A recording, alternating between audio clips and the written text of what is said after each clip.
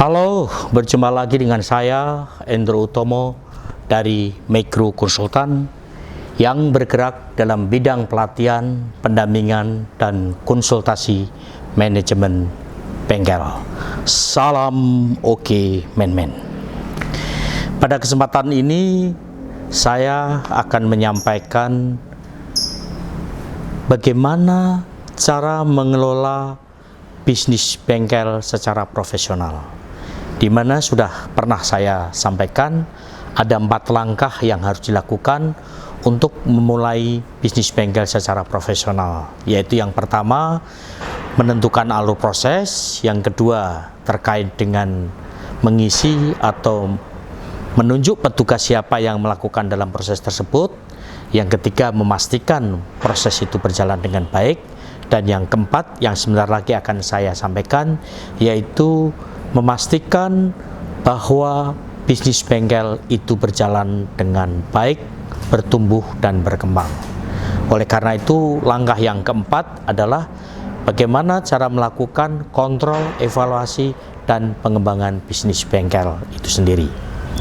Namun sebelum saya lanjutkan, bagi Anda yang baru menonton video Micro ini, silakan tekan subscribe, like, share, dan klik ikon lonceng. Pada kesempatan yang sangat baik ini, bahwa di dalam mengelola sebuah bisnis, tak terkecuali bisnis bengkel, bahwa ada 3 ukuran yang paling penting. Selain yang pertama itu adalah bengkel atau usaha apapun harus menghasilkan untung. Yang kedua, harus bertumbuh dan berkembang. Nah, yang ketiga, selain untung, tumbuh, dan juga berkelanjutan. Nah, dengan demikian, bahwa apa yang dilakukan, apa yang disampaikan pada saat kita mengelola bisnis bengkel harus berkembang dan berkelanjutan. Oleh karena itu, langkah yang keempat ini menjadi langkah yang paling penting, yaitu melakukan kontrol, evaluasi, dan pengembangan bisnis bengkel itu sendiri. Nah, sekarang pertanyaannya, bagaimana caranya untuk kita bisa melakukan evaluasi dan pengembangan daripada bengkel itu sendiri? Yaitu dengan kita menerapkan yang namanya KPI atau Key Performance Indicator atau indikator kinerja bengkel. Ini menjadi penting sekali karena dengan KPI ini itu kita bisa dibantu untuk mengidentifikasi problem-problem yang terjadi di bengkel. Ya. Nah, dengan demikian masalah-masalah yang di bengkel itu akan kita ketahui dan kita bisa melakukan identifikasi yang benar yang pada akhirnya kita bisa mencari solusi yang tepat dan akurat.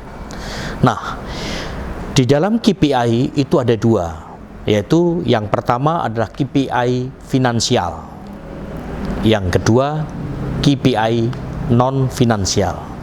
Nah, apa yang ada di dalam KPI finansial yaitu seperti KPI laba kotor. Berikutnya adalah KPI margin laba kotor dan juga KPI laba bersih serta KPI margin laba bersih. Dan yang kelima yaitu adalah kaitannya dengan quick ratio atau rasio lancar, di mana digunakan untuk menilai kinerja keuangan, neraca, ya, likuiditas, yaitu dengan cara membagikan current asset dengan kewajiban lancar atau current liabilities. Nah, itu adalah KPI untuk finansial. Sedang KPI non finansial itu biasanya ada 3, yaitu kaitannya dengan pelanggan. Kita akan lihat rasio berulang pelanggan pada pelanggan yang baru, tentang metrik kepuasan pelanggan, ya, dan juga tentang perputaran tenaga.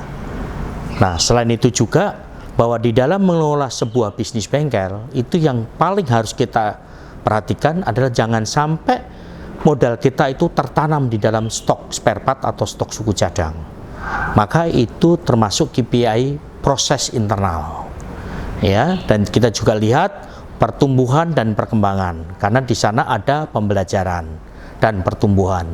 Nah, di situ kita akan lihat produktivitas daripada karyawan bengkel pun akan kita lihat, ya. Jangan sampai namanya karyawan itu keluar masuk atau ibaratnya turnovernya sangat tinggi, maka itu juga akan menjadi masalah, ya. Karena kita tidak bisa mendapatkan pekerjaan dari karyawan tersebut kalau mereka keluar masuk, ya. Jadi dengan demikian bahwa indikator kinerja bengkel itu menjadi hal yang mutlak untuk kita melihat apakah bisnis bengkel kita ini efektif atau tidak, menghasilkan atau tidak. Nah, pada saat menghasilkan, kita harus tahu kenapa bengkel ini bisa menghasilkan. Maka dengan penerapan KPI tersebut, maka kita akan tahu. Karena dengan KPI ini adalah bengkel harus mempunyai target, ya. Nah, selain itu juga bahwa karyawan juga harus punya target, itu. Maka dengan demikian, apa yang dilakukan itu sudah mengarah kepada satu, yaitu pencapaian target. Nah, tentunya dalam membuat KPI ini tidak mudah, tapi saya yakin, ya, kalau Anda mau belajar, pasti Anda bisa, karena ini menjadi hal yang sangat penting sekali dalam keberlangsungan bisnis bengkel Anda. Nah, tentunya pada saat kita membuat KPI ini harus memenuhi 5 persyaratan, ya. Yang pertama adalah harus terkait dengan sasaran dan target. Karena dengan sasaran dan target yang sudah kita masukkan ke dalam KPI tersebut, maka segala aktivitas karyawan dan segala aktivitas bengkel itu akan terarah dan terstruktur untuk pencapaian daripada target yang telah ditetapkan. Itulah persyaratan yang pertama.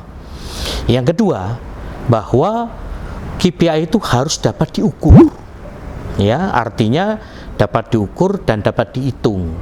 Bahwa untuk pencapaian target itu bisa kita perhitungkan, jangan sampai pada waktu kita membuat target itu sembarangan. Akibatnya sudah kita lakukan dengan sepenuhnya, tetapi tetap tidak bisa masuk. Contohnya pada situasi pandemik begini, apakah mungkin bahwa bengkel melakukan target supaya berkembang dan tumbuh target 2 kali lipat dibanding tahun sebelumnya, sebelum pandemi? Itu menjadi masalah, ya. Akibatnya karyawan jadi stres. Bagaimana orang bengkel bertahan aja sudah hebat, sekarang target menjadi 2 kali lipat. Ini akan menjadi masalah, ya. Itu persyaratan yang kedua, yaitu dapat diukur dan dihitung, ya. Dan yang ketiga, yaitu harus sebagai ada pembandingnya, ya. Artinya dengan ada pembandingan daripada tahun sebelumnya, maka kita akan bisa lihat sebenarnya apa yang dilakukan dalam bengkel itu sendiri itu bisa menghasilkan untung dan juga bisa tentunya terkait dengan masalah pencapaian, ya. Nah, itu adalah langkah yang persyaratan yang ketiga. Sedangkan persyaratan yang keempat itu harus ada bukti, ya. Karena dengan adanya dokumen dan bukti, kita bisa melakukan evaluasi apakah KPI yang kita buat itu memang mendasar atau tidak, ya. Dengan demikian bahwa semua yang kita lakukan harus ada dokumen, karena dengan adanya KPI ini kita bisa melihat bahwa apakah itu untung atau rugi, kita bisa mengetahui masalah yang sebenarnya, karena ini sebagai data untuk tahun berikutnya dalam menyusun target itu sendiri. Itu adalah persyaratan yang keempat, ya. Sedangkan kalau kita lihat persyaratan yang kelima, yaitu terkait dengan masalah waktu, ya. Nah, jadi pada waktu kita menentukan target itu ada ukuran waktu yang dipersiapkan. Jangan sampai kita membuat target tapi waktunya nggak jelas. Ini pun akan menjadi masalah, ya. Nah, jadi 5 persyaratan itu yaitu, ya, harus mencapai sasaran target, kedua dapat diukur dan dihitung, ya, dan juga ada pembanding sebelumnya, ada bukti, dan terkait dengan masalah waktu.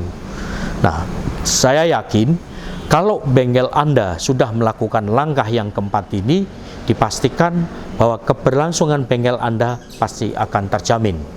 Dan yang paling penting, kalau toh pun Anda nanti akan mewariskan ini kepada ahli waris Anda atau generasi penerusnya, maka sudah jelas bahwa sasaran bengkel itu akan dibawa kemana. Memang untuk membuat KPI itu tidak mudah, tetapi jika Anda merasa kesulitan pada waktu membuat KPI, silakan menghubungi ke Micro Konsultan. Kami dengan senang hati akan membantu Anda bagaimana mempersiapkan dan menghitung KPI pada bengkel Anda. Dan jika dirasa bahwa video ini berguna bagi Anda, silakan bagikan kepada saudara-saudara Anda dan teman-teman Anda, baik teman Anda yang jauh maupun teman Anda yang dekat.